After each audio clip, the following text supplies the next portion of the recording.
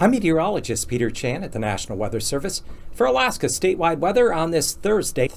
We continue to watch an area of fairly strong low pressure just to the southeast of Kodiak Island. This low has a central pressure down around 968 millibars, but the low will gradually begin to fill and weaken as we head through Friday into early Saturday, and this low is expected to just kind of dissipate over the western Gulf. It is still producing, though, some gale force winds. We have gale warnings that will continue into night for Kennedy entrance there in the lower portion of Cook Inlet, as well as through Shelikof Strait.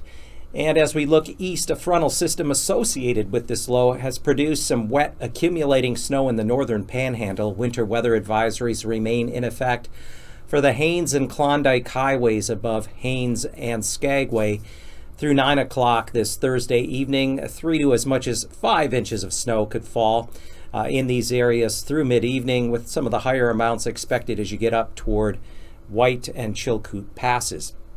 Farther north, generally just cold weather, cold and dry across the interior with weak high pressure in place. We continue to have some brisk polar easterly winds along the Arctic coastline. There are heavy freezing spray warnings in effect all along the Beaufort and Chukchi Sea coast. Gusty winds will create the potential for heavy freezing spray in areas that still have open water there. And the ice formation up across areas of the Arctic coast and Chukchi Sea just continues to gradually progress now that we are sliding deeper through the fall into the early winter season.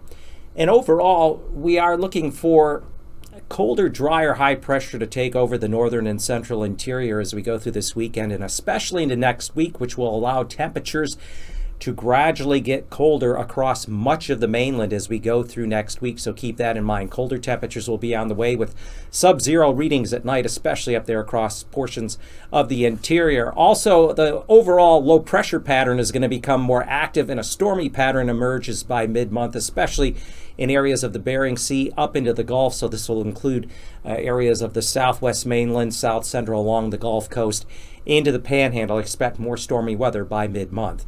For Alaska statewide weather, I'm Peter Chan.